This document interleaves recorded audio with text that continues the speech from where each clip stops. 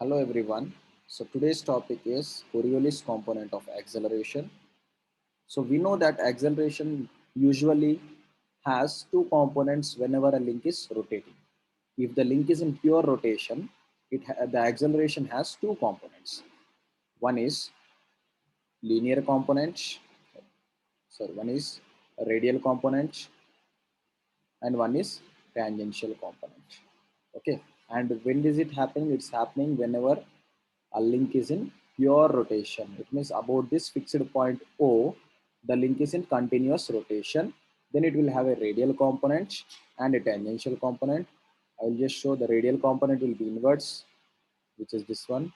It is showing radial component, and tangential component will be perpendicular, and here we are showing it in that manner. Okay, perpendicular to the link. Now what we need to see is how do we get the Coriolis component of acceleration? Okay, this is for pure rotation, right? Now if a body is in pure sliding motion, okay, this is a slider and it's sliding. So now in which direction do you have the acceleration?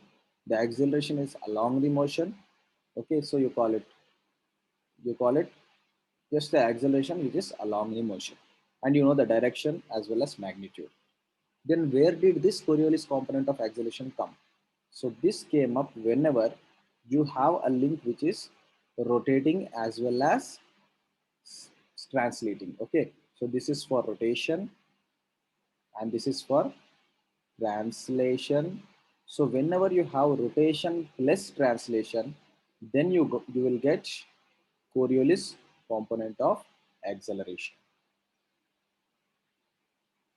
So where do we find this? Now on the left hand side, if you look at the diagram, the slider on link OA is sliding since it has gone from B to B dash, you can see here, right? As well as it is rotating since you can see that B was here, but right now B is at certain angle d theta over here, right? This is also d theta. So you can see that it is B is even sliding and B is even rotating. So for that case, you will get this component called as Coriolis component of acceleration. So now we will derive an equation to find out how to find the magnitude of Coriolis component of acceleration. So now we need to derive an equation about this Coriolis component of acceleration. First, the most important thing to know over here is you need to know what is arc d b dash. So find out arc d b dash. So d b dash arc. So arc d b dash I can directly right away write as CD into d theta. Yes, CD into d theta is d b dash. Now, how will you find out this CD and what is this d theta?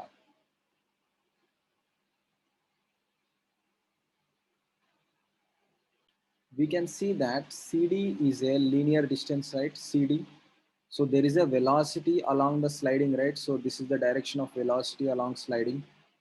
Whenever a body is sliding, it has some velocity. Just assume that this link B has traveled from C to D and then has traveled from D to A dash. A dash and B dash are coincident. That's what I'm assuming right now. Okay, it has traveled that way. So while it's traveling, CD is a linear distance, right? So I can write it as we know that distance by time is velocity. So distance traveled is equal to velocity into time. So I can write V, velocity of the slider, right, into time. Yes, dt. And what can I write for d theta? So I can see that omega, which is angular velocity, is d theta by dt, right? So I can write d theta is equal to omega into dt. So I will write down omega of the lever into dt. So here we have completed this side, and on the LH side, LH left hand side, you can see that d B dash. So DB dash is an arc. So it's a very small arc. I will assume it to be a chord.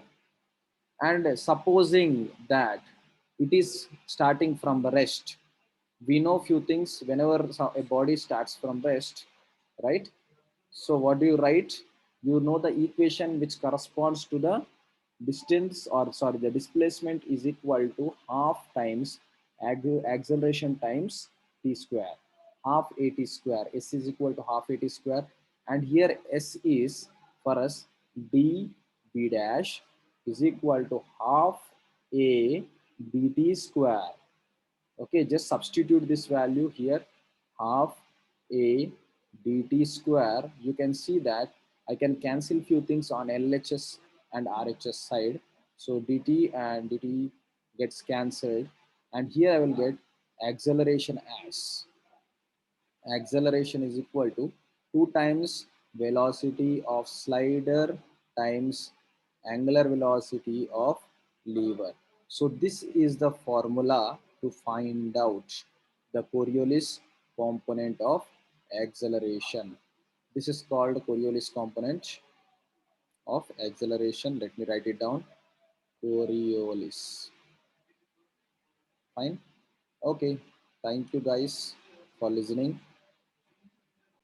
Now, as we know the magnitude of Coriolis component of acceleration, why not find out the direction?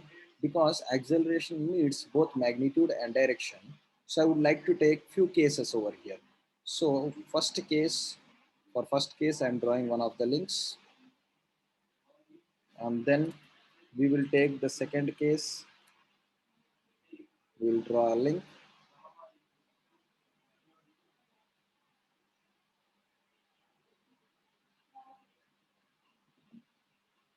So this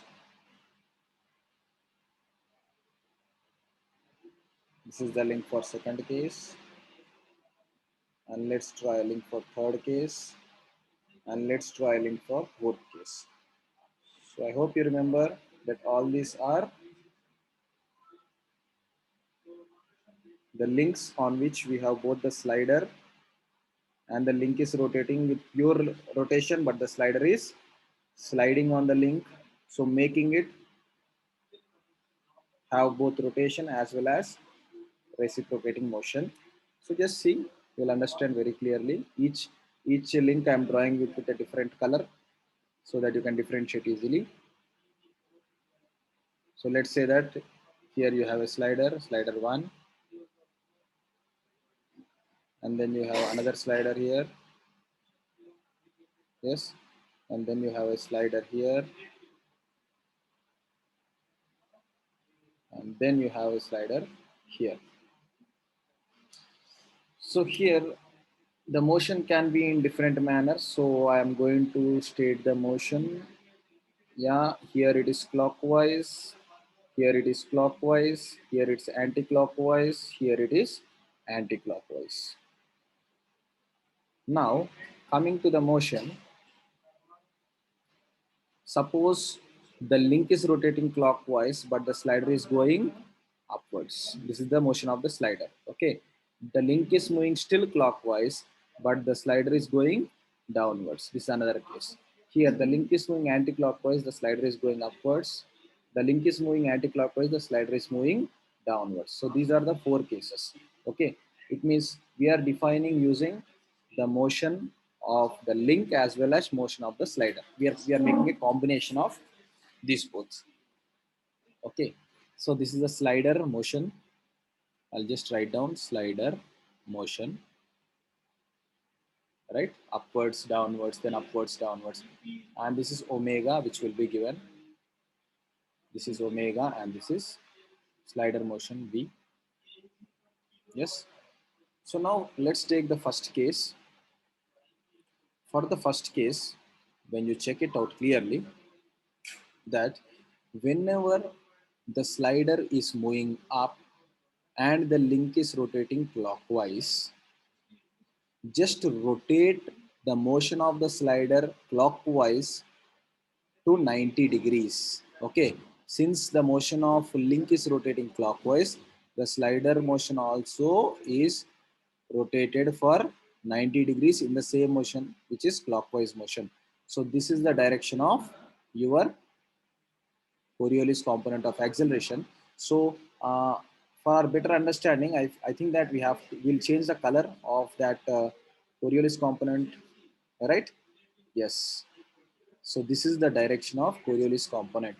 Now just tell the same thing to the other diagram. See now, link is rotating clockwise and the slider is coming down. Hold the tail, hold the tail and rotate it clockwise. Rotate the arrow clockwise for 90 degrees. If you rotate, you can see that this is the direction of Coriolis component of acceleration, clockwise rotation. Here, the link is rotating anti-clockwise and the slider is moving up. Hold the tail, move the head anti-clockwise. So this is the Coriolis component of acceleration's direction. And here the next case, the final case, the link is rotating anti-clockwise.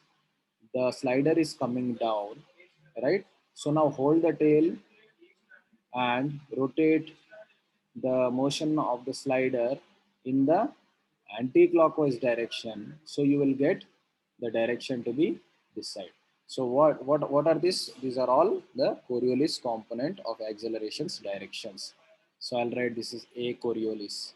This is A Coriolis. This is velocity of slider, velocity of slider, velocity of slider, and A Coriolis. A Coriolis. So this way you can find out the direction of Coriolis component of acceleration.